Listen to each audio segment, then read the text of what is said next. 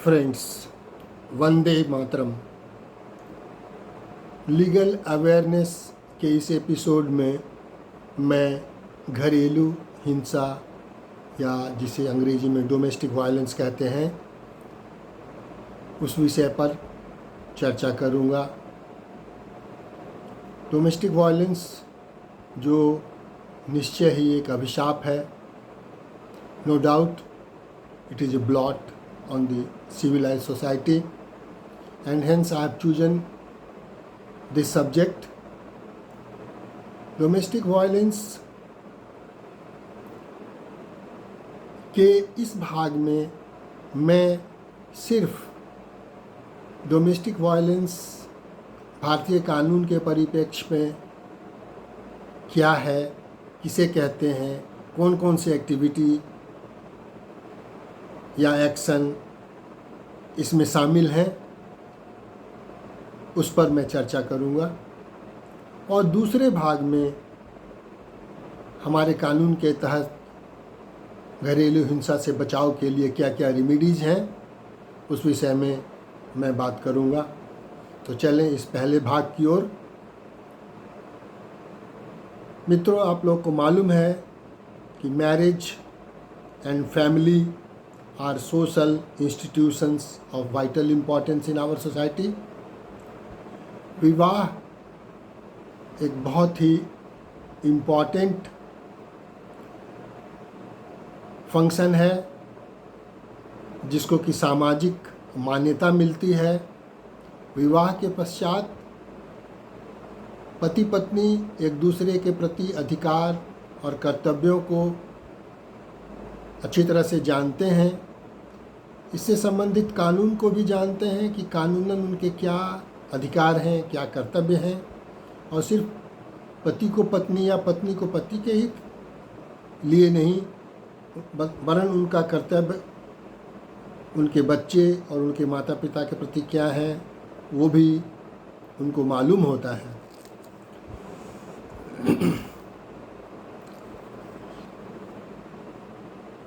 शादी के बाद समस्या तब शुरू होती है जब एक पार्टनर दूसरे पार्टनर के ऊपर में कंट्रोल करना चाहता है और उसके लिए वह एब्यूसिव बिहेवियर जिसे कहते हैं, अपमानजनक भाषा, मारपीट, गलत व्यवहार इत्यादि का प्रयोग करता है।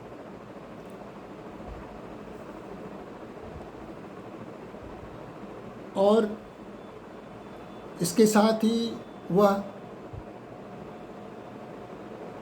आगे बढ़ते हुए वायलेंट बिहेव भी करता है। इसके मुख्य कारण है कि शादी के बाद उत्तरदायित्व निर्वहन से भागने का प्रयास, या शादी के बाद पैसे का लालच हो जाना, इसमें उसके परिवारजन भी शामिल हो जाते हैं। या फिर तीसरा कारण है कि किसी दूसरी स्त्री से या महिला से नया प्रेम संबंध हो जाना। साथ में मैं ये भी बता देना चाहता हूँ कि घरेलू हिंसा की शिकार कोई एक वर्ग के लोग नहीं होते हैं। इसमें सभी वर्ग के लोग, चाहे वो उच्च वर्ग के हों, चाहे मध्यम वर्ग के हों या निम्न वर्ग के हों, सभी होते हैं इससे प्रभावित। उसी प्रकार हर जाति, हर धर्म के लोग, चाहे वो हिंदू हों, मुस्लिम हों, क्रिश्चियन हों, ईसाई हों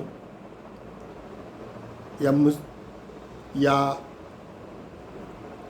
जैन हों, किसी भी धर्म के हों, लोग इस हिंसा से प्रभावित होते हैं। डोमेस्टिक वायलेंस कितने प्रकार के होते हैं, आइए अब उस पर विचार करें और कानून के नज़र में क्या क्या एक्टिविटी, कैसा व्यवहार कानूनन डोमेस्टिक वायलेंस है, इस विषय पर चर्चा करें। किसी को मारना, पीटना या जला देना, घर से निकाल देना या फिर सुसाइड करने के लिए वाध्य करना, ये सब तो बड़े पैमाने का घरेलू हिंसा है और इसके लिए क्रिमिनल लॉ में कानून है। लेकिन ये बता दूं कि इसके अलावे भी हमारे कानून में घरेलू हिंसा को बहुत विस्तृत रूप में परिभाषित किया गया है और वो कौन से सारे एक्टिविटी हैं, कौन से ऐसे व्यवहार हैं जो डोमेस्टिक वायलेंस में आते हैं, उसको जानें। हमारे देश में एक कानून है, protection of women from domestic violence act 2005, जिसमें डोमेस्टिक वायलेंस को बहुत ही विस्तृत रूप में परिभाषित किया गया है।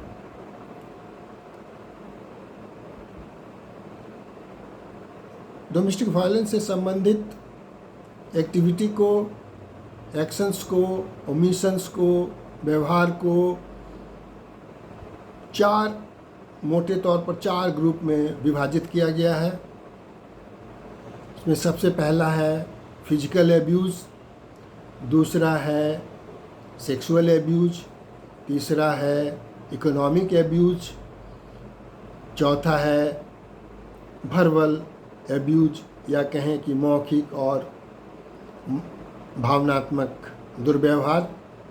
आइए सबसे पहले जानते हैं कि फिजिकल एब्यूज़ क्या है, शारीरिक हिंसा क्या है। किसी को पीटना, किसी को मारना, किसी को धक्का दे देना, किसी को जला देना, किसी को चोट पहुंचाना, ये सारे दुर्व्यवहार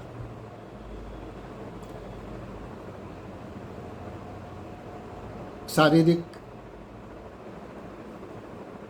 हिंसा में आते हैं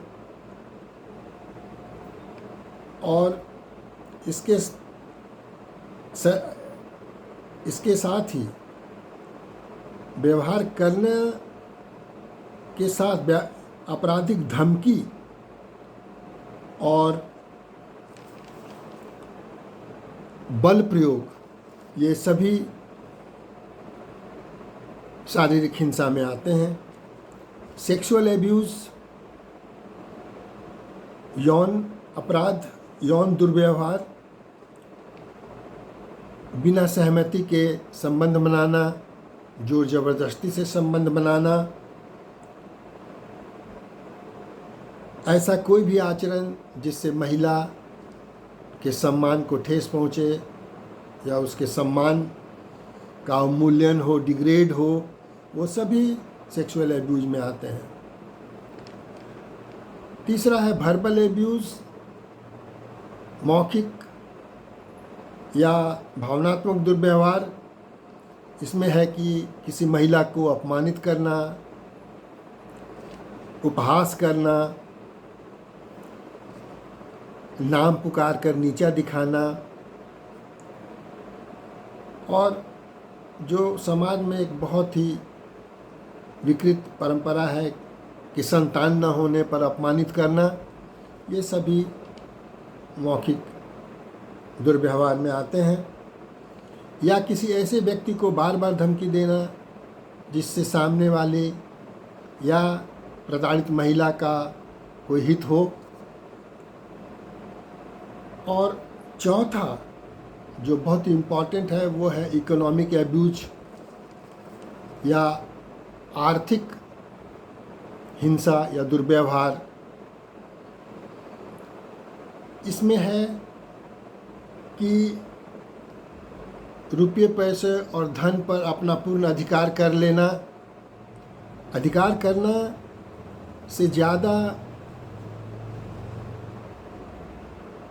खतरा है कि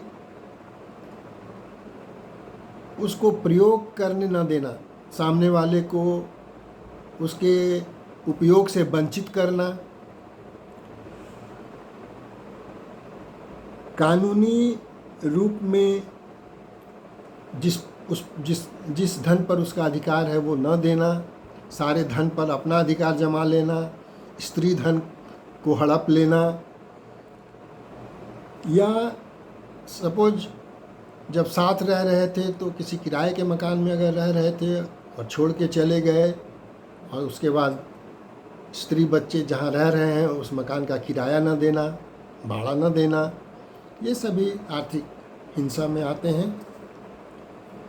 बिना सहमति या जानकारी के घर के सामान को बेच देना या वैल्यूएबल प्रॉपर्टी को, बॉन्ड्स है, सिक्योरिटीज़ है, शेयर्स है, ये सब को किसी दूसरे के नाम पे ट्रांसफ़र कर देना, ये सभी आर्थिक हिंसा में आते हैं।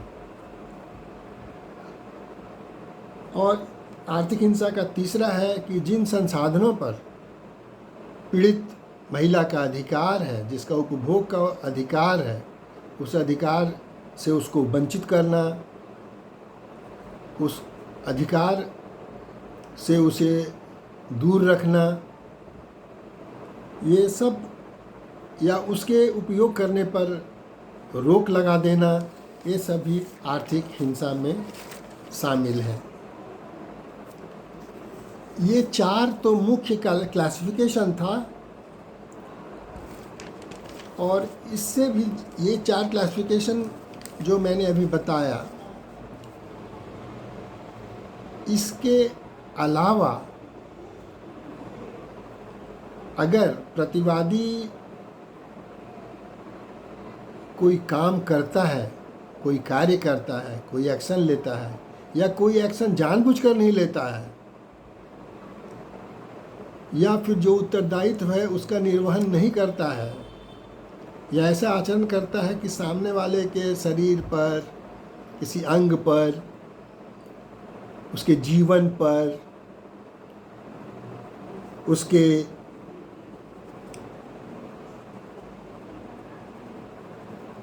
वेलबींग पर मानसिक या शारीरिक नुकसान हो, खतरा हो, या जानबूझकर उसके शारीरिक और मानसिक स्थिति को खतरे में डालता है, या ऐसा करने की वो प्रवृत्ति भी रखता है, तो उसे हम डोमेस्टिक वायलेंस कहते हैं। पीड़ित व्यक्ति के किसी संबंधी को दहेज या अन्य संपत्ति या मूल्यवान प्रतिभूति की अवैध मांग को पूरा करने के उद्देश्य से बार बार धमकी देना या परेशान करना या उसे चोट पहुंचाना, ये सब डोमेस्टिक वायलेंस के अंतर्गत आते हैं। या पीड़ित व्यक्ति इन सभी विषयों के संबंध में पीड़ित व्यक्ति के किसी संबंधी को धमकाना, यह भी घरेलू हिंसा में शामिल है।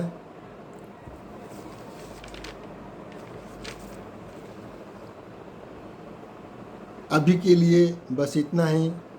आई होप कि the scope of the activity which has been enumerated in the law as domestic violence, ये ज़रूर आपको अभी कुछ क्लियर हुआ होगा। अगले एपिसोड में मैं कानूनी रेमेडीज़ को लेके आऊँगा। Thank you very much for watching this video, और ज़रूर सब्सक्राइब कीजिए, लाइक कीजिए, और कम से कम अपना कमेंट तो अवश्य दीजिए, ताकि मैं किसी और डे टू डे सब्जेक्ट के साथ आपके समक्ष फिर से आऊँ। Thank you very much again for watching the video. You must give your comments. Thank you very much.